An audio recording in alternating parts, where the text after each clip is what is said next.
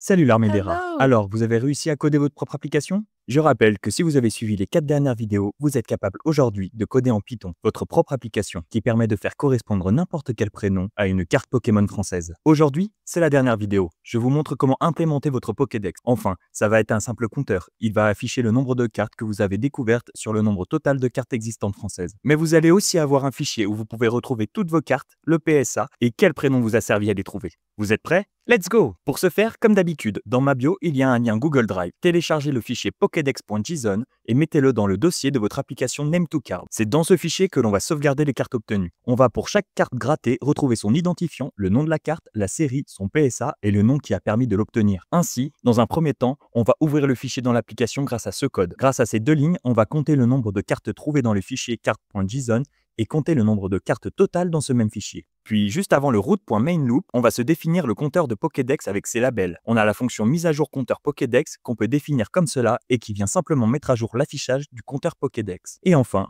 la dernière définition de fonction, c'est la fonction mise à jour Pokédex qui prend en entrée la carte, le PSA et le prénom qui a permis de gratter cela. On regarde si la carte n'a pas déjà été trouvée. Si elle n'a jamais été trouvée, on la sauvegarde dans le Pokédex, on marque la carte comme trouvée et on met à jour le compteur du Pokédex. Sinon, on regarde si elle a un meilleur PSA que celle qui avait déjà été trouvée. Si oui, on la sauvegarde. C'est très simple. Maintenant, on ajoute ces deux nouvelles fonctions à la fonction révélation carte. Comme ça, au moment où on révèle la carte, on met à jour le Pokédex. Voilà où les rajouter. Je vous montre maintenant à quoi ressemble le code. N'hésitez pas à faire pause, à recopier le code et surtout à commenter si vous avez rencontré un problème.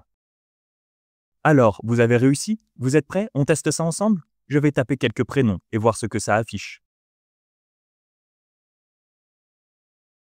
Et ensuite, on peut regarder le Pokédex.json et on remarque que toutes les cartes ont été rentrées. Voilà mes rats, vous avez tout à votre disposition pour faire fonctionner cette application. Je suis très fier de vous. Vous êtes des développeurs maintenant. Alors, je le répète, amusez-vous avec, faites des vidéos, mentionnez-moi quand vous trouvez des belles cartes. Et surtout la Dracofeu holographique set de base ou un Rat Attack. Je vous souhaite une très belle journée. Codez bien et grattez bien. Bye bye!